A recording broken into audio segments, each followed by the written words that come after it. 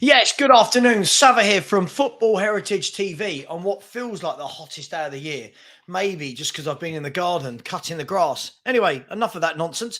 I am joined by my favourite Chelsea person in the world, if there is such a thing. And it is Charlie from Blue Brother CFC. How are you, mate?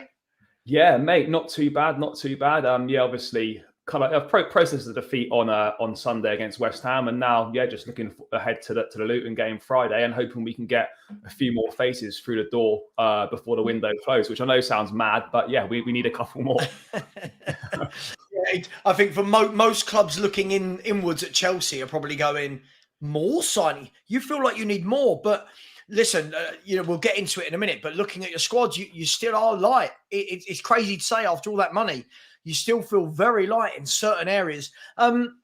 Look, what did you make of it? I mean, Sunday, I think a lot of people probably had Chelsea down to beat West Ham. West Ham, from my point of view, sat in really boring to watch. I can't stand watching West Ham, but you couldn't break them down. They came away with the 3 points. What was your overwhelming feeling after the game? Well, the thing with West Ham, right? You know exactly what they're going to do. They're going to sit tight. They're going to look to hit you on the counter attack, and you have to be aware from set plays because they've got Ward-Prowse delivery and they've got big guys in the box: Agard, Zuma, Souček, etc. And from a Chelsea perspective, inside the first 7 minutes, you give away 2 corners. The first corner that we were lucky not to concede. Second corner we concede. A free header for Agard, shocking defending from Conor Gallagher and Chukwuemeka at the back stick. And we're 1 down. We started the game quite slowly, like we started slowly against Liverpool, but we grew into the game. 20 minutes from probably 20 minutes onwards, we dominated that part of the half. Created a few decent chances. Of course, we get the goal through Chukwuemeka, which is a great finish, lovely drop of the shoulder, and he smashes it in. And that's why I'm so disappointed he got injured, because he'd started the season really well. He's got some trust from the manager now, starting the first 2 games, and now he's out for 6 weeks or so with a knee injury. And then I think what's really key, I'm not saying that we would have won the game if Enzo Fernandez scores the penalty, but Raheem Sterling, who had a fantastic game, his best game for me in a Chelsea shirt ever since he joined the club. He was a handful, wasn't he? He really was a handful all afternoon. Yeah. And I'll be honest, mate. Like, I think myself and a lot of Chelsea fans included, mate, were saying that he shouldn't really be anywhere near the starting 11 based on his pre-season form, because he did basically drop a disaster class pretty much in every pre-season game. But in these 2 games, he's been one of our brightest players, and so fair play to him for that. But yeah, the penalty gets missed. Enzo Fernandez obviously stepping up. He must be the new penalty taker in Nkunku's absence potentially. I'm not really sure. I don't really know who the penalty takers are, to be honest. But he's not actually missed a penalty before, I don't think. I think he's taken 6 career penalties outside of shootouts, I believe. And this was the first one that he'd missed. And I'll be honest, mate, it was a dreadful penalty. It was so bad. And I know you can say, the keeper goes the other way, it goes in. But it's one of them that, it's not even in the corner. Like, it's just like, God, and you save that. And it's 1-1 half time. And I'm thinking, we've played all right here. We should be 2-1 up, but we've played well. But the slight concern for me was, mate, we come out second half and there was nothing there. Absolutely nothing. And obviously West Ham go 2-1 up. Antonio, who I don't think Antonio is amazing, but you know what he's going to do? He's physical. He's going to hold the ball up and he's going to try and bully centre halves. And for whatever reason, Colwell and Disasi for that second goal just got absolutely battered. And it obviously goes through Disasi's legs and past Sanchez. And yeah, you're sort of in for a long afternoon there. But for me, the biggest concern was the fact that we just didn't. The intensity seemed to drop, and then when West Ham went down to 10 men, clever play from Jackson to draw Agard into that second booking, we looked like the side with 10 men, not West Ham. We weren't moving the ball quickly. When you're playing against a team that's going to sit deep, like everyone behind the ball, you've got to move the ball quickly, and it should be an advantage because you should always have 1 man spare every time. And yet we didn't seem to make the best use of that, and not moving the ball quick enough. And then when you allow a team to get back into their defensive shape and you've got to start again, then it's really, really difficult. And then obviously poor Caicedo, who come on for a sort of a 25 half an hour cameo for his debut, was an absolute disaster. He looked a little bit off the pace, which is to be expected, of course, disrupted pre-season at Brighton with the transfer saga, and he gives a penalty away at the end. But look, we didn't deserve to win that game based on a second half performance, but I've seen from the Liverpool game and I've seen from the first half against West Ham that, there are positives here. We are going in the right direction, but to expect this to click instantly just isn't realistic. Yeah, it's going to take time. Everything's going to take time. I think this was one of the things I was saying to some people last week. When people say, oh, well, Chelsea have spent X amount of money, so they must win the league. I genuinely don't think the IQ of a lot of fans is that high if that's what they believe, Charlie. It's going to, listen, you've got a brand new manager, lots of new players. You don't just chuck them in and then everyone wins the league. Like you just don't. You've got to have time. It doesn't matter whether it's Tottenham, Chelsea, Man United, Arsenal, City, when Pep Guardiola first went there. Their first season was poor as well, by the way. They come fourth and 1-0. Yeah, absolutely. I mean, Jeff, look, again, dude, you keep coming in. Every time he comes in to my show, this guy, I told you something. You told me what? I said all along, Chelsea need time. Chelsea are going to be a good team, but they need time, right? Their manager needs his players fit. Yeah, first of all, you need to get to a point, I believe, Charlie, where you stop buying players and where it gets to the point where, right, this is our squad. Now we build an 11. And I just feel that at the moment you're just doing, it's probably too much change too quickly. And before I come to that, just quickly, Sacanelli, I haven't been able to find this anywhere. Apparently someone called Joel Bayer, I don't have a clue who he is, has launched a new weekly show called Football Heritage. Logo, font and colour scheme, very similar to yours. I'd be interested to see this, but I've clicked on Joel Bayer on YouTube and I can't find anything to this description. But Sacanelli, message me on Instagram and send me a screenshot if you can, and we'll take this guy to the cleaners.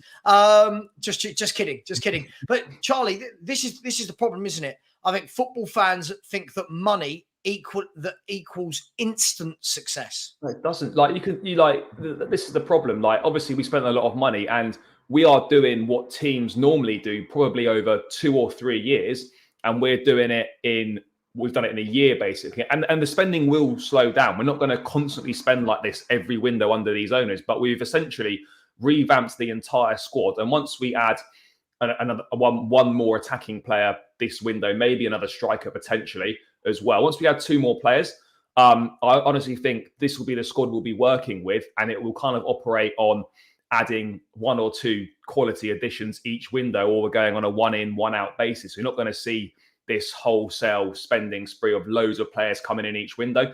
We're basically doing what teams do over 2 or 3 years, and we've done it in 1 year. So whilst we spent a lot of money in one, it's because we spent it in such a short space of time. If you actually spread that over, say, 3 windows, like most teams would do, then we spent about, it's still ridiculous. It's still a lot of money, by the way. I'm not excusing it, but it averages out about 300 million a window, which is not outrageous compared when you see Arsenal spending almost that much. You know, teams do spend that kind of money in the Premier League. It's still probably the highest spenders for sure.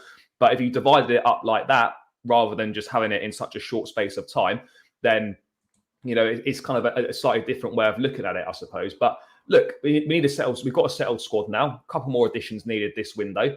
And then it's down to Pochettino to get this to gel. But that's the hard bit. You know, you bring the exciting players. And what I would say as well, with this approach we're going down, we are taking a gamble. There's no 2 ways about it. We're buying potential, and we're hoping that potential is going to reach the heights that it could do. You know, there's no guarantees that this is going to work. And, you know, there is a risk there. But we've gone down the tried and tested route with a lot of players under the Roman Abramovich era. We always used to buy the next best thing off the shelf. You know, we always bought the big names. And that worked to an extent when he first came in. But as the league became more competitive, and as we were just adding big name after big name, it didn't really work because we weren't buying players that fitted the system. We weren't buying players with the right attitude, the right character. We're just buying them because they were a big name. So I'd like to think that, you know, put my trust in the sporting department, the scouts, the data and all that. And that, you know, these guys know what they're doing, and this approach is going to work. But what I would say is that not all these players are going to work out. It doesn't work like that. It's a numbers game. Some will work, some won't work. And it's now down to Pochettino, which is it's going to be a really tough ask. You know, there's big pressure, and there's big pressure on Chelsea managers anyway. But with this amount of money spent, with this many new players in, it's a really difficult job. And I've always said, I don't think there's many more difficult jobs than Chelsea in world football. And I think Chelsea right now, with basically a brand new squad and big pressure to get back into the Champions League at the first time of asking. Yeah, it's a really tough ask, and we are going to have to be patient. But that's something that Chelsea fans and just football fans in general don't have. Yeah, listen, don't get me wrong. I completely think that Chelsea have to get back in the Champions League, like people are saying. I've got no doubt about that. But I do think that if people thought that you were just going to hit the ground running, win every game 3 or 4-0, I just think that human connection with football has been lost. That we don't believe now that footballers need time to settle into new countries, into new clubs, with new teammates, with new managers, with new philosophies. It's just kind of been lost that people think you just pluck this player or this group of players, put them in here and go on, win. I just think the human element has gone. It's really people gone. think of players just as robots now. You just pluck them, you drop them in, and they're just going to do exactly the same as they were previously, wherever they came from. Like it just doesn't work like that. But yeah, it is. It's a massive. We are taking a big gamble here for sure, because you don't know if these players are going to fulfill their potential, and not every player does fulfill their potential. We have got a really, really exciting squad of really top talented young players, but we're taking the gamble that these guys are all going to reach the potential that people think they are.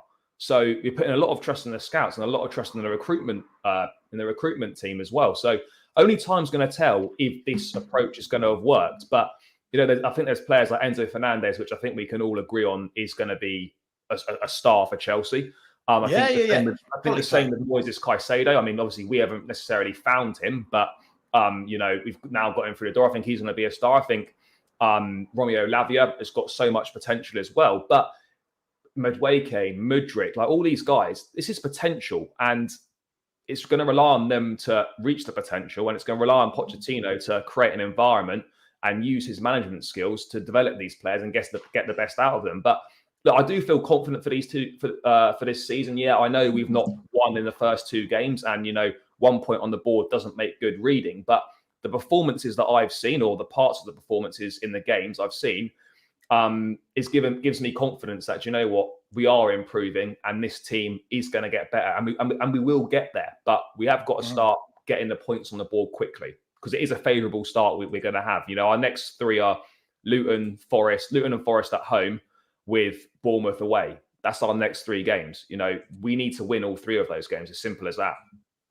Yeah, listen, big games coming up for you. I mean, let's just switch to Tottenham for a second. I'm guessing you saw the Man United game with Spurs. What did you make of Tottenham? What did you make of our new philosophy? Obviously, we've got a new manager. We played some god-awful football last year. He's coming in, implementing a really nice style of football. What have you made of Spurs so far? Granted, it's only 2 games in. Mate, don't know if I should really be saying this, but I really like Big Ange. I think he's such a likeable guy. Whenever I've watched any interviews with him on Sky or wherever it is, or seen clips in his press conferences, he just comes across a really nice, down-to-earth geezer. Just like, you know exactly what you're going to get from him. And do you know what? Like, I don't know if you've seen it, but I think afterwards when he was speaking to Roy Keane and Sky and stuff, he was saying that it's the only way he knows how to play football, and that's how his teams are going to play. It's going to be an attacking brand of football. Look, I think first half, mate, you weren't great. I think you rode your luck at times. If Bruno Fernandes had his finishing boots on, it could be a completely different game if he scores that header. You just don't know how it's going to go. But you rode your luck a little bit in the first half. But ultimately, you could say, should you not have had a penalty? Maybe they should have done. But these things even themselves out after last week's decision against Wolves.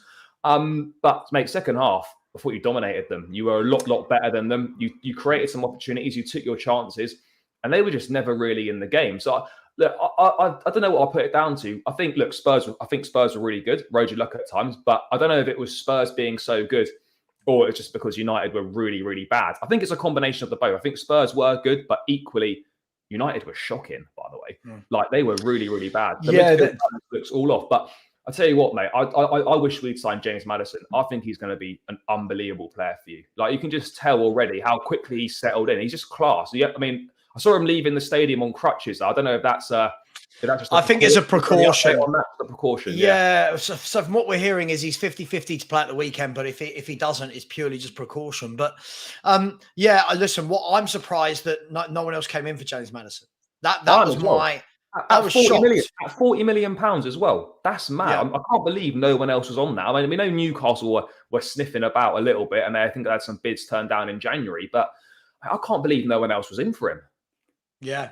No, I agree with you. And when I look at a lot of the other clubs and their lack of ability to create, it just makes me think, God, why were we the only club going in for him? But yeah, listen, he was a good steal. I mean, obviously you're on Chelsea channels all day, every day, and you'll be in blogs and Facebook, whatever you're on with Chelsea. What's the general feeling towards Postecoglou? No, Poch. Now, it's only been 2 games in a pre-season, but we know that your fans are some of the most impatient fans in the country. I know this sounds absolutely incredible for me to ask you this after 2 games, but is he under pressure with the fans? Are they going to be really intolerable with him? Intolerant. Tolerable? No, I don't think so. Certainly from my interaction with fans online, and certainly with the match-going fans as well, I think there's a realization that we've got a good manager here. He speaks well. He's like, he comes across well. He knows what it's like to manage a big team. He gets what it means to be a Chelsea manager. And you can see already, compared to last season, we are playing a lot better football. I know you could say, that's not difficult, but you can see there's a clear kind of idea. One thing that I'm a little bit confused about, and I think large sections of the fan base are confused about, is that we played a back 4 all pre-season. And then in the first 2 games, we've played a back 3. So I know he says, it's a back 4 it's like a back 3 out of possession, but a back 4 in possession, or the other way around, whatever it is. But ultimately, I can't get my head round why with the players we've got, why are we playing Ben Chilwell left wing? Why is Levi Colwill playing at left back at times? Like, that for me doesn't make sense. You've got the likes of Madueke, you've got Mudryk, you've got Raheem Sterling and stuff. Obviously, Sterling's been playing, but you've got Ben Chilwell playing left wing and Malagusto essentially playing right wing against West Ham. That's the only thing I didn't get right. I'm sure he's got his reasons for it, but for me, when you played a back 4 all pre-season, why do you suddenly go into a back 3? A back 3 to start the season. Now, I know Nkunku's injured, and there's a lack of an out-and-out number 10 in the squad, but we've still got capable players to go the 4-3-3. You can still play, Enzo, Chukwuemeka, and Gallagher, for example, in a midfield 3. And you can have Mudryk one side, Sterling the other side, Jackson up top or whatever.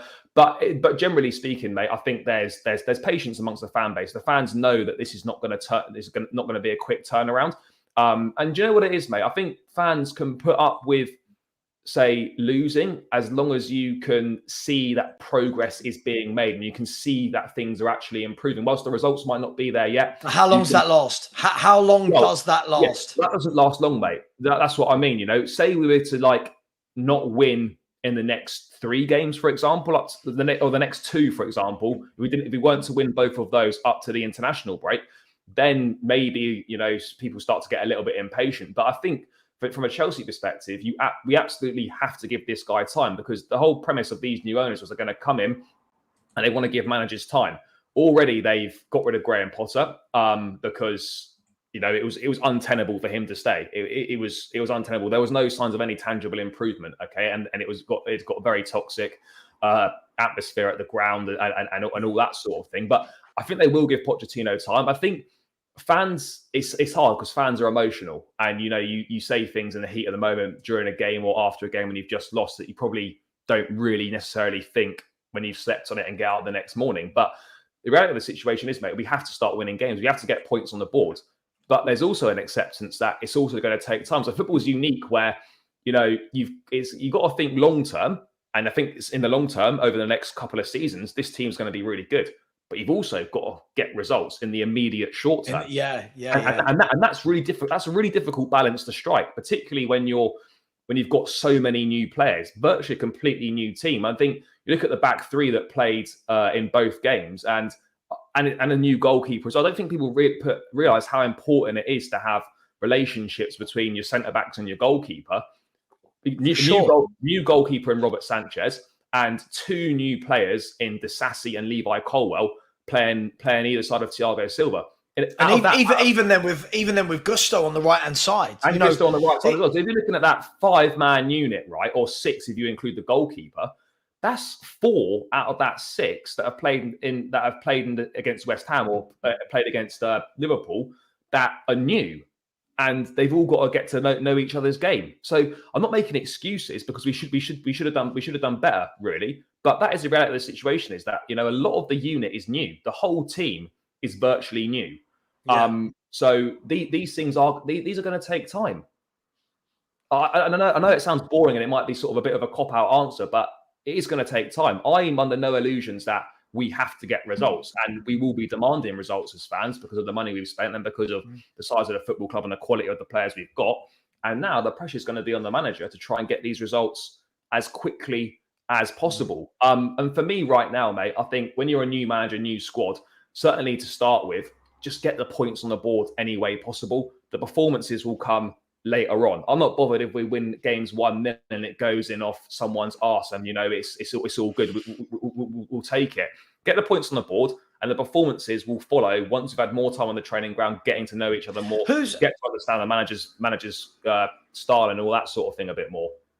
By the way, anyone, if you want to get any questions in for Charlie or for myself, get them in. I will get round to them. So I am storing them up. As always, please smash that like button. It's how YouTubers almost get their pay, so to speak. We need the like so that it flies around the internet. And thank you to the 2 people who have just subscribed, as we're now chasing down 10,500. So big up to all of you. And please subscribe to Charlie at Blue Brother CFC, a really good content creator and very level-headed. Charlie, who's your next 3 games? Because you got 1 point from 6. You need points. Where are they coming from? Mate, we got Luton at home Friday night. Okay. That has to be 3 points. After that, we've got AFC Wimbledon in the Carabao Cup second round. Long time since we've been in the second round of the Carabao Cup, by the way. But, such is life after last season. So yeah, we've got Wimbledon in the Cup straight after Luton on the Wednesday night. And then our next game is Nottingham Forest at home after Luton. So basically league games, we've got Luton and Forest at home, and then Bournemouth away after the international break. That's our next 3 with the cup game. Hang on, so your next 3 are Luton and Bournemouth at home. No, so Luton and Forest at home and Bournemouth Luton and away. Forest at home and Bournemouth away. Yeah. I mean, realistically, that's got to be 7 to 9 points, doesn't it? That's that has to be 9 points. We have to win. I think we have to win all 3 of those. Realistically, 7 points you take, but realistically, it's got to be 9. No disrespect to the likes of Luton and Forest, but Luton have just come up. Great story for them, but they shouldn't be getting anything out of a game at Stamford Bridge against us. They really football doesn't work like that, and that's what's so great about it. But we have to be beating them. Forest have got a dire away record. Last season, worst away record in the league, I think. And then obviously they started with a defeat on the road at the Emirates. Not an easy place to go, of course, but we should be turning them over as well. And then we go away to Bournemouth, Bournemouth are going to be difficult. They're not. Then they made some good signings. The new manager seems to have a decent-ish way of playing. We did win there last season under Frank Lampard. But those are the sort of games, if you're going to finish in the Champions League, you've got to be winning away at places like Bournemouth. Yeah, absolutely. Let's get to some questions, Charlie. I like getting some questions. Lots of people saying, oh, well, Spurs have got a new team as well. But I mean, as far as I can see, I don't think that Spurs have got as many new faces starting in the first 11 as what Chelsea have. But if I'm being kind. Phil Moss said, Charlie, do you think Poch will have similar tactics to those he had when he came to us in 2014? So that was very much the 4-2-3-1. Mate, I think that's the plan, to be honest. Obviously, with Nkunku out, we're going to have to slightly deviate from that because there's no natural 10 in the squad, particularly now with Chukwuemeka, who's injured for 6 weeks as well. But I think with everyone fit, I think the idea would have been to have, back 4 of James, Silva and Colwell potentially, and Chilwell, Enzo and Caicedo, and then Sterling or Madueke on the right, and Nkunku the 10, Mudryk left, and then Nicholas Jackson up front. So I think the plan is to go with the 4-2-3-1. But with the injury to Nkunku, then obviously I think we have to slightly alternate it. We can go with a 4-3-3 as well. You could have Caicedo sitting at the base of the 6, you can have Enzo and Gallagher as 8s, or Enzo and Caicedo could play as 8s with Lavia playing as a 6. There are options there. But I think, to be honest, mate, the fact that we struggle to score goals, it doesn't make any sense to have an extra defender on the pitch, because that's meant to make us more defensively solid. And we haven't looked that solid at the back, really, in the first 2 games. And yeah, we need as many attacking players on the pitch as possible, because despite all the money we've spent, and the positive play that we've had, I still look at Chelsea so far, and I just look at the team and I just think there's lots of potential there, exciting. It's going to get better. I just can't see where a regular source of goals is coming from. I think that's the key thing. I mean, when I look at, listen, I like to think I'm a bit of a level-headed fan. I think that all managers need time. I think that as long as you can see what's being implemented, I'm cool with it. There's certain managers where I can't see what's being implemented and I've got no time for it. Other managers, I think, yeah, I like what you're doing. I can also see that if you had a few better players. I think the difficulty with Chelsea, look, when you do spend that sort of money, the expectations are huge. Yeah. And obviously, as much as your fans might go, okay, it needs a bit of time, the outside world looking in starts hunting you down and hates you because of the money spent. But the human element of it is still that I think you need a settled 11. Now, I think that, and we'll get back to some more questions in a minute, I'm not a rocket scientist, but I get a feeling that once you settle down into a kind of 4-3-3, I think it will be that. And I think once you get Caicedo, Lavia and Enzo Fernandez as a midfield three, it's very powerful. But for me, again, he's got to settle on a front three, because this is where I think you went wrong last year. Every time I watched you, it was a different three. Like Mudryk getting a lot of hate. Mudryk, I never see get 2 games in a row. Mate, he started 7 games since he's been here, and people are saying he's a massive flop. I'm just like, Jesus, like he's been here, he started 7 games, he's barely played, and he's come from the Ukrainian league, which, no disrespect, is such a step down in class from the Premier League, and people are expecting instant success. Like, it's mad. Like, what happened to giving players a bit of time? Players are being written off after 2 games. I'm hearing people say that Robert Sanchez is not good enough to play in goal for Chelsea. He's played 2 games. Like, what is this judgment now? Like, what, if you don't play well for 2 games, that's it, you're crap and you're not good enough. Yeah.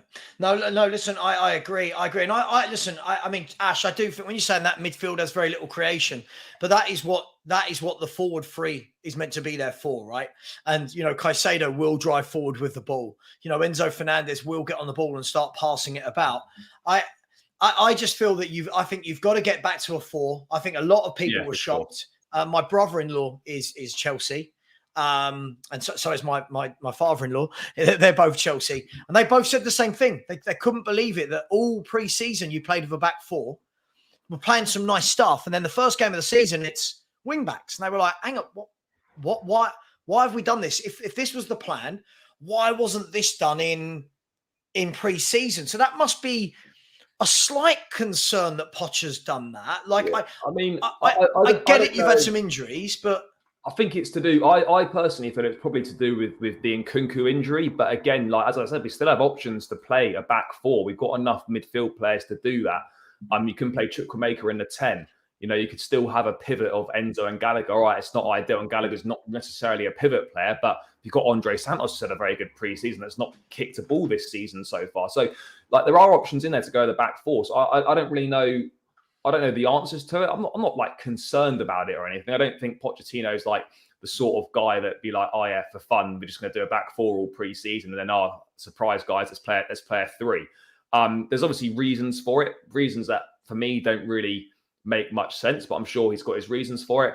But I do expect him to abandon it from the Luton game onwards. There's no reason. You do not need to play 5 defenders against Luton at home. I'm sorry, you just don't.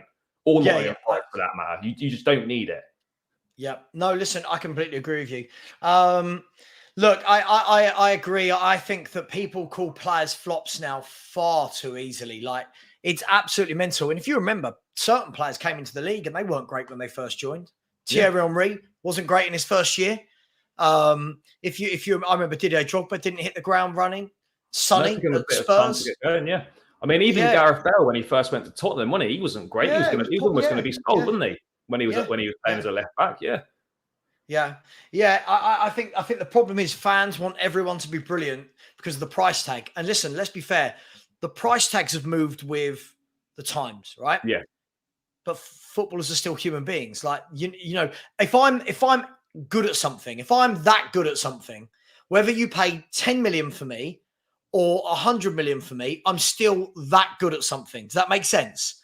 Right? Yeah. Nothing's changed. Just because I'm 100 million and not 10 million doesn't mean that I don't have emotions, feelings, settling into the team.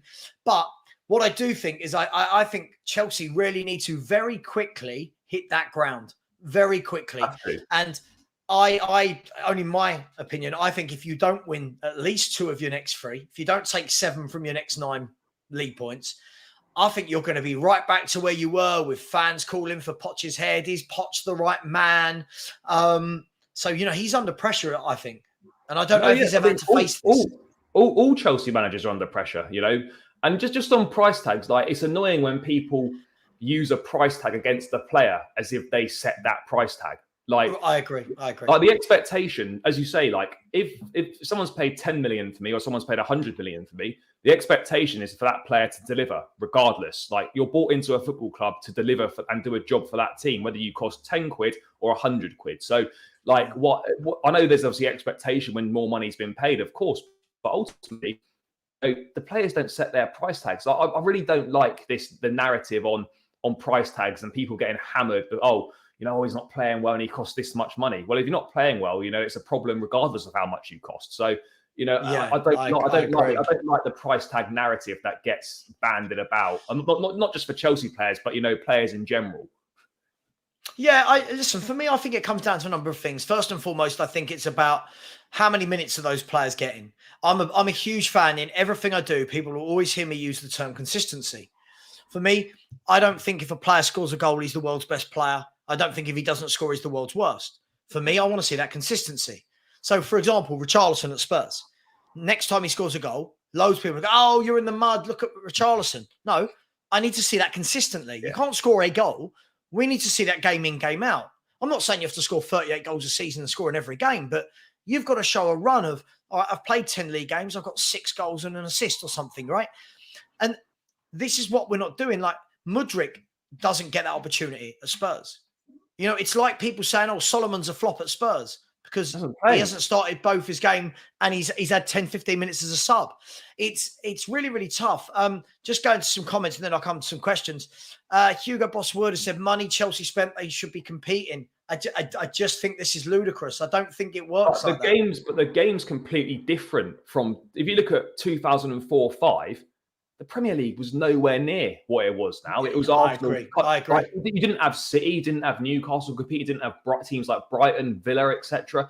The Premier League, you could pick the top 4 every single season, no problem. Yeah, it was set. The order wasn't necessarily set, but it was set. And so it's completely different. It's totally different. That. I just don't buy that, it's not this. Football's not the same. Football evolves, and the Premier League is so much more competitive now than it was 20 years ago, and that's just the reality of the situation.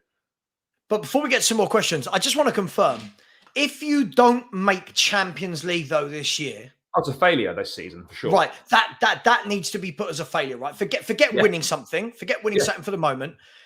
Surely your first fault this year, surely when Pochettino came into that meeting with Bowley, would have been Champions. I'm not expecting the league title. I'm not expecting that, but we've paid out all this money. We're about to give you £400 million in transfer kitty.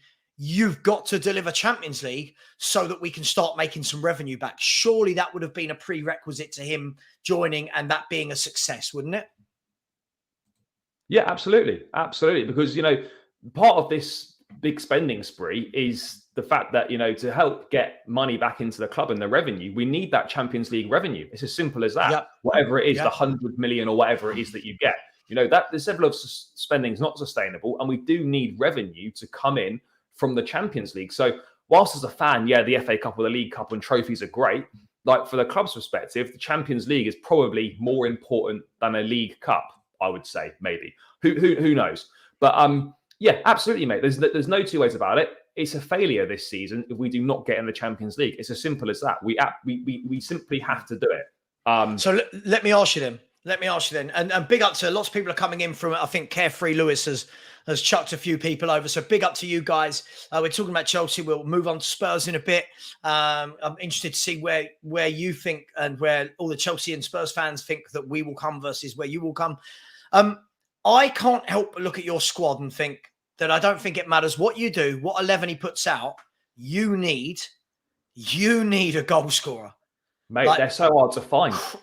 I agree, but you are crying out for a number 9 who knows how to play the number 9 role and whose first instinct isn't, oh, I drop deep or, oh, I run the channels. Their first instinct is, can I get a shot away? Do you know, I can't help but feel that. Do you know what we need, mate? We need someone like Giroud. When we signed Giroud those few years ago, I think it was 2018 or something, whenever we signed them anyway, we need someone like Giroud, an experienced head that's been round the block, but it's going to come in and will score goals pretty much straight away. This is why I've not understood the links with following Balogun. Now, I like Balogun more than most, potentially. I think he's a talented boy. But at 50 million quid potentially, right? And we've already invested in a young striker in Nicholas Jackson, who we want to develop and nurture on a long-term contract. What does it mean when we bring in someone else of the same age on another long-term contract? Well, what happens then?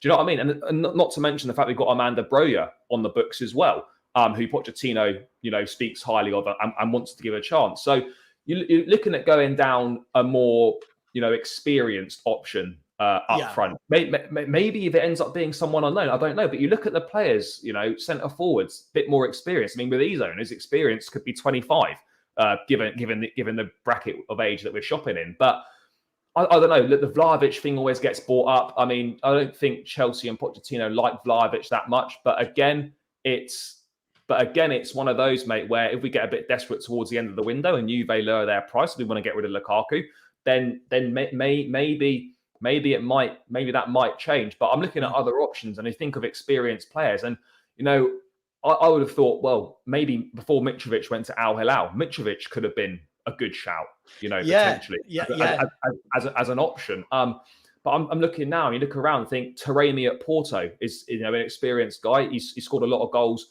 but I just don't know if Chelsea are going to go down that route of signing an experienced forward. I think we're allergic at this point in time to signing anyone over the age of 25. See, I actually think someone like Taremi might be good in the short term for you, Charlie.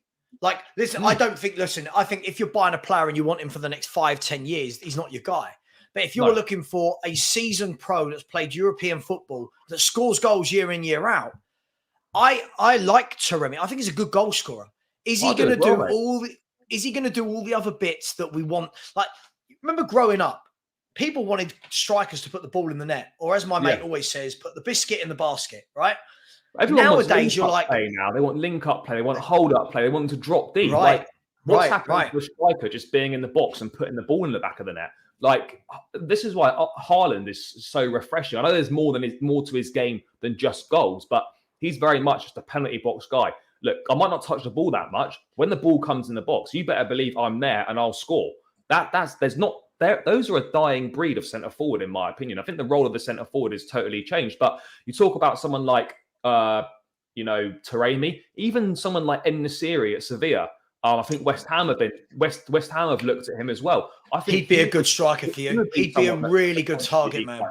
Like a good target man, someone that's physical, can hold the ball up, knows how to score goals, has been around the block in Europe. Like players like this. But to be honest, mate, we haven't, outside of following Balogun, we've not really been linked with anyone that is an out and out centre forward. And like, it depends what route we want to go down, because obviously we've got Nicholas Jackson, we've got Broja. So we've also got Dacho Fofana on loan, and we've got David Washington, the kid from Santos that we've just bought as well. So, I mean, those two are for the future, but you don't want to be stockpiling a fifth striker, 22 or under. Like that just doesn't make sense to me. But is there any hope for Lukaku? Now, listen, what I mean by this, done, mate. He's done. Is it done? It's done. Okay, he doesn't even like Poch at the start. Poch was open to potentially reintegrating him, but Lukaku wasn't even interested. They've not even spoken since he's come back. He's training with the under-21s at the moment, and it's just a case of we're just going to wait until the suitable offer comes in. Now, Chelsea might have to lower their £35 million asking price. Probably are going to have to lower it and just take the hit on it and just take the L. But take the L. How old are you? Take the L. How many kids you've been speaking to? Well, we are just going to have to accept it on that one. It's like an absolute disaster deal. But the Saudi window is open until September 7th. I think it's a week after the window closes. So ultimately, Chelsea are sitting in a position where, look, there's no takers for you in Europe. If nothing comes in from Europe, then unless you want to sit and rot, you're gonna have to go and play in Saudi, and maybe that's the way we go. But Lukaku has definitely not got any way back at Chelsea. No chance. It's done. Well, let's look at a few centre forwards just quickly before we do. Big up to Leon L. Big up to you, who has shouted at me. How am I? How are you? I'm good. How are you? Big up Leon has said, word is Spurs are chasing a left winger and then looking to play Son through the middle. I think that's what you meant. Faults.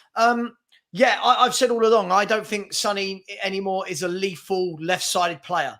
I think that Sonny's a good finisher. I don't know if he's that guy anymore with the tricks and with the pace to get past the fullback. I don't think he is right for this system in that position. I would play him through the middle. And lots of reports are saying that Postecoglou is looking for a wide man. We've been linked with Brennan Johnson a lot in the last 48 hours. So have we, mate. So, yeah, Spurs and Chelsea are linked with everyone. You normally buy everyone. We just get linked to them. Mate, Brennan Johnson for 50 mil for Chelsea makes zero sense. I don't know if you feel the same for Spurs, mate, but 50 million pounds on Brennan Johnson, it just does. For me, it makes no sense. I think the thing is, right, first of all, with a Brennan Johnson, a big up, Leon. Thank you so much for the super chat. I really appreciate that. And by the way, guys and girls, before we go into Brennan Johnson and a few other options for Chelsea and Spurs, there are 400 of you in here, only 115 likes. Come on, people. It's free. Smash that like button. And thank you. A few people have just subscribed, I think, as they came over here from Carefree Lewis's channel. And big up to Lewis, who's a very good content creator. As well, Savva, just quickly, mate, whilst we're on Forest, someone in the chat mentioned that Awoniyi, he seems to bang quite a lot of goals in. Now, I'm not saying that is he good enough for Chelsea, but like as a potential option, I don't know how old he is, but I mean, he's scoring. Let's have a look. Should we have a look at him? I think he's all right, mate. He's scoring regular goals. That's the thing. But I mean, look, Brennan Johnson. That no disrespect to him, I think he's a good player, good potential. But if you're going to spend 50 million quid, I think you can do a lot better than that. Yeah, it's interesting, isn't it? I mean, let's have a look. So this is Awoniyi or Awoniyi. I don't know how to pronounce his name. Apologies if I've offended anyone. Someone will tell me I'm wrong. Let's just put it out there that I butchered it. If we actually look at him, he's never been prolific. If you actually look at these figures, Charlie, like not necessarily, no. If you look at it, I mean, 15 in 31 league games for Union Berlin. That's okay. Yeah, that's okay. That's okay. Yeah. 10 in 27 for Forest. I mean, you could say Forest fighting relegation. He was out injured for a bit of it. 2 in 2 this year. Listen, I'm not saying he's the worst player in the league, but I do think that Chelsea should be aiming high. Oh, absolutely. But I mean, he's someone that he does score goals. I think someone's saying he's got African Cup of Nations as well. I think the problem for Chelsea is, mate, we'll get back to Johnson in a second, is just that obviously, like, I'd love us to sign Mohamed Kudus. I think, in terms of someone that's got Champions League experience with Ajax, can play 10, right wing, centre forward, got an eye for goal. He'd be perfect. But for some reason, Chelsea haven't spoken to him for 3 weeks now. And I can only think that we don't want to sign him because of the AFCON, because we're already losing Nicholas Jackson there. With Nkunku still not fit, you'd be losing Jackson and Kudus to the African Cup of Nations with Nkunku and Nkunku injured, Nkunku injured. So then you're kind of shafted there. So I don't know, but mate, you keen on Brennan Johnson at Spurs? Would you take it? I think, just quickly, can I just say, by the way, Big Boss Man, listen, I'll tell you what happened. I was having some self-reflection the other day about have I blocked too many people, when I actually looked over the last year and a half how many people I blocked in my YouTube studio. There was a lot. You were one of them. That doesn't mean I blocked you. It means that somewhere along the lines you were blocked by me or a moderator. I unblocked you because I do feel that I do feel that, listen, I'm all for everybody, we all start over and have a clean slate. So look, as far as I'm concerned, mate, you're welcome here. And on we go. Brennan Johnson, by the way, smash the like button, people. So tight. Only 134 likes, nearly 400 of you in here. By the way, tonight, 8:30 p.m, I have got a show which is about who will finish higher, Tottenham or Arsenal. And there's going to be myself and Spurs Talk Show representing Tottenham. And you've got Albert JTV, who has been on Arsenal Fan TV. Was on Sky Sports. And also Dan Potts from Football's 12th Man podcast. So they'll be backing Arsenal. So I thought that'd be quite fun to do at 8:30 p.m. tonight. Sorry, Charlie, to your question. Brennan Johnson. I don't mind Brennan Johnson. I think Brennan Johnson's a good young player that still has a lot of years of growth ahead of him. The fee, first of all, I don't give a monkeys what players are worth, because at the end of the day, I think it's all so skewed now. I don't know who is worth, like nowadays, what is a £50 million player? I have no idea anymore. What is 100? That's like a starting price now for an average player. Exactly. Oh, you want Conor Gallagher, 50 million. Oh, you want Mason Mount, 60 million. I like Brennan Johnson. I don't see him as the guy through the middle for me. No. I see him more as the guy that would compete with Kulusevski for our right-hand side, if I'm just being brutally honest. I want to talk to you about some forwards, though. If we look at forwards that are out there at the moment, names that are grabbing attention. So you've got the likes of Taremi, Vlahovic, who scored the other night for Juventus. You've got Gift Orban, who is someone that we've been linked with, monitoring, keeping tabs on, you name it. We're doing everything but buying. Jonathan David at Lille is a player that has scored a lot of goals in his young career. And then you've got players like Ivan Toney, who's obviously going to be back in the game in January. You've got Ollie Watkins, Callum Wilson, players I think that probably won't leave. Mitrovic, who's just gone. Where are you at with any of the names I've just mentioned? And is there anyone else you would throw in there too? Mate, probably. I mean, I think it's difficult. I think from a Spurs perspective, you obviously need to go and sign a goal scorer. I don't think Son can be that guy that's going to get you. I know he's done it over the years. I think he got 23 or whenever he shared the Golden Boot a few years ago or whatever it was. Yeah. I'm not sure if he's that player anymore. I still like him. I think he's great, but I don't think he's that. I don't think he's got, particularly not with that Kane, with Kane not there anymore. I don't think he's got that in his locker to bang 20 in. I could be totally wrong on that, but I just don't think that's the case for me. Someone like a Jonathan David, I like him. He's scored a lot of goals for Lille. Again, he's going to be expensive, like everyone in the market nowadays, really. But I like him. He scores goals for Lille. He's more, for me, someone that can play down the middle and can play wide as well. Gift Orban's an interesting one because he's someone that we were linked with in the past, but obviously we didn't go for it in the end. And he's someone that scored a lot of goals in Belgium, someone that scored a lot of goals, I think, in the Conference League last year. Nigeria have got, by the way, a lot of decent strikers coming through, and I think he's another one of them. But for me, mate, what are Spurs looking to do with the centre forward? Are you looking for someone young that you can sort of develop? Or are you looking for someone to come in and Richarlison backs him up? Or is it going to be someone that comes in and is going to be understudy to Richarlison? Like, what are Spurs looking for, really? Yeah, look, this is the big thing right now, right? Lots of people saying, look, last year, let's rewind. Right, 12 months. When we signed Richarlison last year, there were many fans that I think was very, very much never a truer word. Sorry, what is it? Never a truer word said in jest. Is that the right thing? Many a word said in jest, right? Many a true word said in jest. There you go. There's the right one. When we signed Richarlison, lots of people going, oh, well, there you go. That's Harry Kane's replacement. And obviously the diehards going, no, Harry Kane, he's not going anywhere and no one's going to buy him. Then when all the news started coming in this summer about Bayern Munich buying him, Charlie, fans started going, you know what? Hang on, we've bought the Harry Kane replacement. Now, whether we like him or not is a completely different question. Now, I think what we're seeing a player that, look, I've never been a fan. I don't know what you think of him. I've never been a fan. This guy has never scored goals. And I'm going to show you, right? Just quickly, Charlie, I'm going to show you here. Right? I didn't mind him at Everton. I thought he was decent there. I don't know if he's prolific necessarily. I didn't look at his numbers, but he seemed to do okay. And do you know what, mate? We were linked with him for a while as well, Richarlison, I think, last summer as well. You've had a lucky escape. Look at this. Charlie, look at this, right?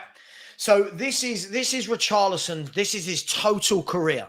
So you'll see there, for quick maths, 1, 2, 3, 4, 5, 6, 7, 8. Is that 10 seasons exactly? I think he's played 1, 2, 3, 4, 5, 6, 7, 8, 9, 10.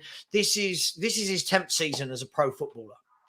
right? Now, when I look at this, not one bit there screams to me natural finisher. No. Like, not one bit of it. He's had 2 years where he's hit over 10 league goals, right?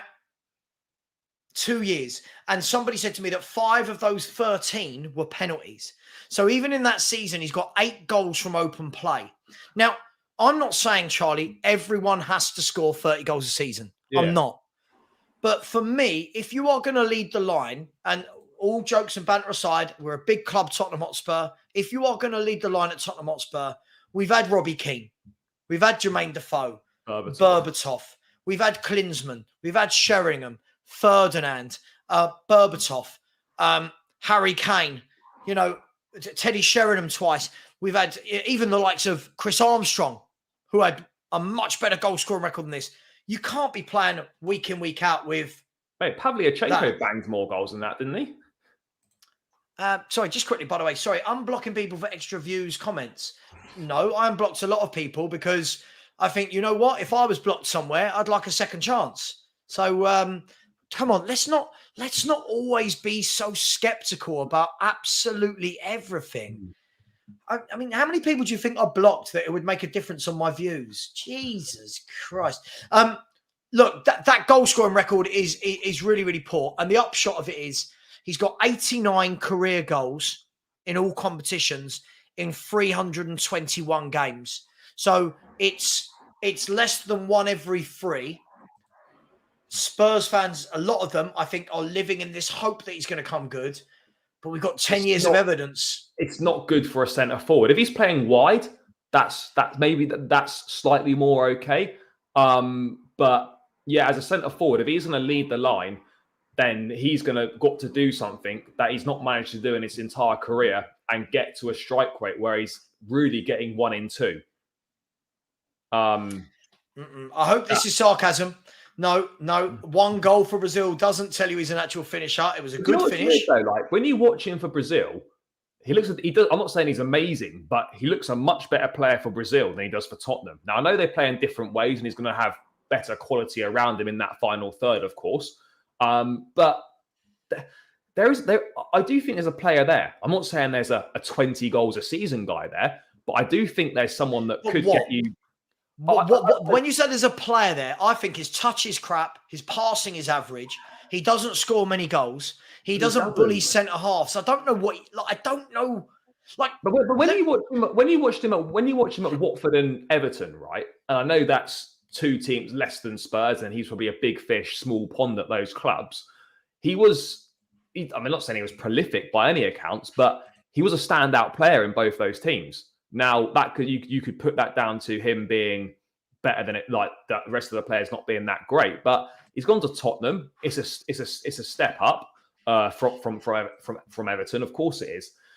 I'm just not sure if there was what the plan for him was. Was the plan for him to play centre forward? Because are you really going to spend 60 million quid on someone that's just going to sit on the bench behind Harry Kane and play in the odds cup game here or there, or play when Kane gets injured? So what was the plan? Was he signed as a centre forward? Was he signed as a wide man? Because it seems strange to spend 60 million quid on someone, and it doesn't really seem to have been a plan for him. I mean, that's just my view. I mean, you obviously know much better than I do, but I just don't know what the thought process was behind signing Richarlison in the first place. Yeah, I do find it interesting. I do find it interesting. Let's go to some of the comments, then we'll get some more of the questions. So Jeff said Richarlison looks great for Brazil. Yeah, I would think that most of the goals Richarlison scores for Brazil are in qualifying against some very... I mean, to be fair, you had that centre forward Fred that used to look decent for Brazil as well back in the day. Yeah, I think the fact that Brazil play Richarlison up front in a number 9 tells you how much Brazilian number 9s have dropped off from when I was growing up. C to the fourth has said international football is a joke. Brazil play crap teams 90% of the time. LV Spurs has said Gift Orban has 45 goals in 2 years. That's a natural finisher no matter the league. Yep, and he's only 21 years of age. I agree. Good evening to Ian Barron. Has said, good evening, everyone watching. Hope you're well and having a great day. I've liked. Thank you, Ian. Everybody else, come on, smash that like button. 155 likes, nearly 400 of you in here. There should be at least 50%, at least 200 likes. Come on, people. And smash that subscribe button as we're working our way towards 10,300. Andy Midge said he's a professional pest. Spurs for Life said, thought nobody was crap. I don't think Richarlison's crap. I'm not going to sit there and go, this is a crap footballer. I don't think he's at Spurs level. For me, do you think he fits the way you want to play? Does he fit? Do you think he fits Ange's style of play, what he's trying to do? I don't know. All I've seen so far is a player who looks desperately out of his depth. He can't hold the ball up. His link-up play is poor. He never looks like he's actually getting into goal-scoring positions. So for me, I want to see much better than Richarlison. Some people have had a bet with me, Charlie, that he's going to get 20 goals this season. And it's like, I'll have that. I don't care if it's all comp. He can play in 12 comps. He'll never score 20 goals. Like, do you know what I mean? Like, that's quite ambitious. He's never scored 20 goals in his career in a season. Yeah. Absolutely. I mean, when you've got a guy who's got 89 goals in 10 years as a pro footballer, that's not the guy I'm paying 60 million for. Let's get to some. Let's get to some questions. We've got 5 minutes left of the show. Let's get to. Caesar Fourth said teams Richarlison has scored against El Salvador, Cameroon, Qatar, Honduras, Peru, Uruguay, Chile, Bolivia, South Korea, Ghana, Tunisia, and Serbia. A couple of good teams in there, but hey, it is what it is. Minerals has asked Savva, question for Chaz. That's you. You're Chaz. Super cool Chaz. Is he looking forward to signing a striker like Osimhen? Oh, look, do you know what? It's mad, right? I'd love Osimhen to come, of course, but like, there's always this thing when if Chelsea go for a big striker, we're not going to get Osimhen, of course we're not. But you know, the idea of signing Osimhen, you think, wow, amazing. But then you look at our track record with signing big name strikers over the years, and none of them have really worked. We've had 2 in the last 20 plus years that have been decent in Drogba and Costa. The rest of them have just been a disaster. So, like, yes, I'd love to sign him, but I don't know if Chelsea are actually better off not having like a big name centre forward, because it just got all this evidence, and it's a lot of evidence that suggests that big name forwards just don't work at Chelsea. Yeah, it's interesting. I mean, they turned down a couple of massive bids earlier in the window for him, didn't they? From Saudi. From Saudi, yeah. Yeah. I mean, how much would you be surprised to see Chelsea go in for a player like this? Do you think there's Chelsea we won't go in for a player like this with what, 10 days of the window left or whatever it is. Look, never say never with Chelsea and Bowley, but I mean, look, I'd be shocked if we did anything like that. Because, the later you leave it in the window, then the more money teams are going to want, because they know you're desperate, and then they're going to need time to find a replacement as well. And a deal of this magnitude needs time to be completed. You'd be hard pushed to complete a deal like that in a week. So, yeah. It's not going to happen. Look, I'd like it, but yeah, sure, it's not going to happen. Yeah, absolutely. And big up to all the liking crew who've managed to get it up to 170, 30 more. Come on, 30 more likes. And big up to the 2 people who have just subscribed to me as well. Thank you very much, as we are chasing down 10,300, which has been mad in the last 25 days or so, like 2,500 subscribers, which is mad. And please go over and subscribe to Charlie at Blue Brother CFC. Great guy, comes across really well. Otherwise, you wouldn't have him on. And here he is. Look at that face. You've got to subscribe to him. Mike Reyes said, he actually liked this question so much, he put it in twice. I said, Charlie, are you still finishing in the top 4? You said it was the minimum. The minimum, Charlie. Hey, I'm not going to flip flop and I'm going. If I say something, then yeah, I'm going to stick by it. So yeah, I still think we will, but we are going to have to get ourselves together pretty sharpish if we're going to do that. But look, I stick by what I said. I think we can come 4th, and yeah, let's see what happens. If I'm wrong, I'm wrong. But yeah, it's 4th. Yeah, I mean, listen, this is an interesting one. Really, really quickly. Big up to Al Ray Fitness. Hope you're well, my friend. I said, I'd rather stick with Jackson and Brozier, name I haven't heard for a while, until January and get Tony, or till the summer and get Victor Osimhen. Now, Ivan Toney, doesn't Chelsea fit him like a glove? You need that honestly, type of player. I've been banging on about him for so long, right? Obviously, he was my number 1 choice in before the season finished, before obviously his ban came out. And then I was looking at it, and I floated this idea quite a while back on my channel. I kind of banged on about it loads, and people were like, "Oh, it's never going to happen. I just give up on the Tony dream." But I think it could certainly must be in the club's thinking that, you know, if you don't get another centre forward in, go get by with Jackson and Broja till January, and then reassess then. And I think signing someone like Tony. Can you get through to January with those two? That's the question. This is the big question, mate. And we're taking that would be taking a massive gamble. You're relying on Nicholas Jackson to bang goals in a new league, which is tough at his age, and you're relying on Amanda Broja, who hasn't really shown any consistent form in the football that he has played. Not a lot of football, and he's coming back from an ACL injury. So you're taking a big risk. But I think Chelsea are taking a big risk, whatever they do.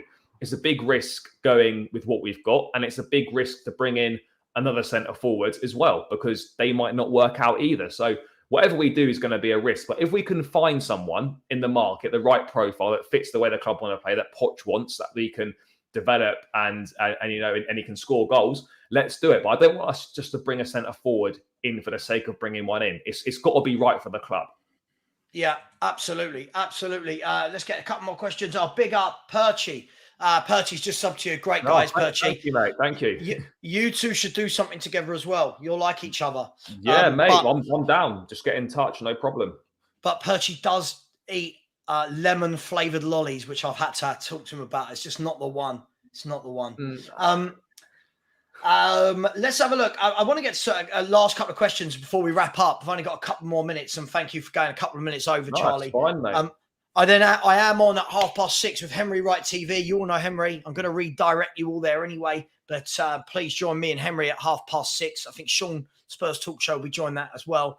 I'm streaming right the way through from 5 p.m. today till midnight. So it's like a 7-hour shift. It's tough. Feel sorry for me. It's hard work. Just a quick one on this. I guess I know your answer, Charlie. Of course, mate. It's a no-brainer. Every single club would do that. Yeah, of course. Yeah. Indian Guna said, Charlie, mate, I love that. When everyone starts to that, I feel like they're about to attack you. Charlie, mate, after spending such a huge amount in such a short period of time, top 4 should be the minimum. But, mate, you are making excuses. Nobody is asking for the title, but top 4 merely. I think you've said that a few times. I've already said about top 4. And to end the show, stick with me, people, to end the show, I saw a comment that every now and then you see a comment and you think, oh, this can't be what you wanted to type. This can't be, you couldn't have wasted your energy typing this. And I'm going to go in. Right. So this was it. It was Mr. G said, look at the teams that Messi has scored against. It will be padded with similar teams. Now, this is in regards to talking about the teams that Richarlison has scored against, right? You could do this against anyone, though, couldn't you? Like, look at the England goal scorers. How many goals did they score against San Marino and Andorra? Like, you could play this game with everyone. Hang on. So what I did was took the liberty of going to Lionel Messi's Wikipedia page. And I took the liberty. Let's have a look. If we actually look down at the bottom there, I think you can see at the bottom of the screen. So in 892 games, 725 goals, I believe this man would have scored against hat-tricks against Real Madrid. I reckon he scored against every English opposition he played. I remember him getting 4 against Arsenal. He scored against Chelsea. He scored free kicks and wonder goals against Liverpool. He scored against Man City. This guy has scored wonder goals against Bayern Munich, Juventus, Inter Milan, AC Milan. Now, if I even go down to this bit here, Charlie, and we have a look at his Argentina record of 119 goals in 198 games, I'm pretty sure that along the way, with winning the World Cup, winning the Copa America, I'm pretty sure that he's probably scored against every nation he's played against. Yeah. And just to put the salt in the wound, I mean, if we look at this, he's won quite a lot of trophies. He's won quite a lot of individual awards. He's all right, this guy, isn't he? My point to all of this is, please, can we never, ever, when talking about Richarlison, try and put the greatest player that's ever played the game as the comparison to who he scored against. Oh. Good quiz question, anyone? Can anyone name a top team Lionel Messi has never scored against in his career? Do you know the answer? I don't. Oh, you don't? Oh, fair. No, I don't believe there is anyone that. Listen, I've seen the man score hat tricks at the Bernabeu. I mean, to be fair, there was quite a while he hadn't scored against Chelsea. Excuse me, I remember him scoring against you in 2 consecutive Champions League finals. 2010 final at Wembley. Yeah, he definitely did. Like he scored against Chelsea. Yeah, there was a long time he hadn't scored against Chelsea, but I think he got one. He did score one eventually. Yeah. Perchy, possibly. I can't, to be honest, in the last decade or so. I don't think have England played Argentina when Messi's been playing? I don't think they have. We've barely played them certainly in a World Cup. I don't think we've played them since 2002 in a major tournament. By the way, Mr. G, I was just joking, mate. All I'm saying is that listen, when we're using stat pad comparisons, I don't think Messi's your guy. I feel like this guy's. Listen, I don't know the answer to my question. By the way, I'm asking. Oh, Arsenal. He scored 4 against Arsenal. He scored 4 in one game against Arsenal.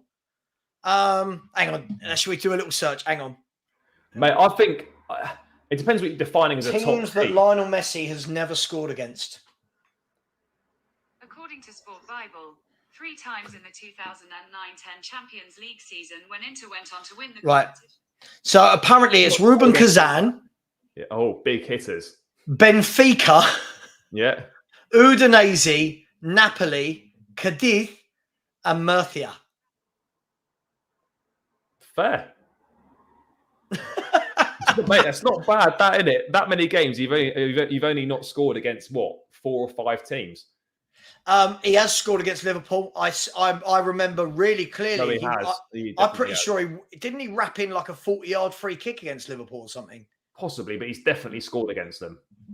Lionel Messi goal against Liverpool. Yeah. First thing that comes up, stunning free kick versus Liverpool. Yeah. There's the answer. Where is it? No, not this. Where's the answer? There you go. He hasn't scored against Luton Town. And on that note, listen, thanks everyone. Really enjoyed the show today. Lots of really good comments. Thank you for the super chats. Thank you for the likes. Please, on your way out, please smash the subscribe button for both myself and Charlie. Please smash the like button. Charlie, thanks for coming on, dude. Really appreciate it. Pleasure, mate. No problem at all. Thanks for having me as always. No worries, mate. Listen, and I will see you next, what day is it? Wednesday. Next Wednesday. And by the way, the breaking news, Bernardo Silva has just signed a new contract with Manchester City. On that note, much love. See you later. And as always, come on, you Spurs.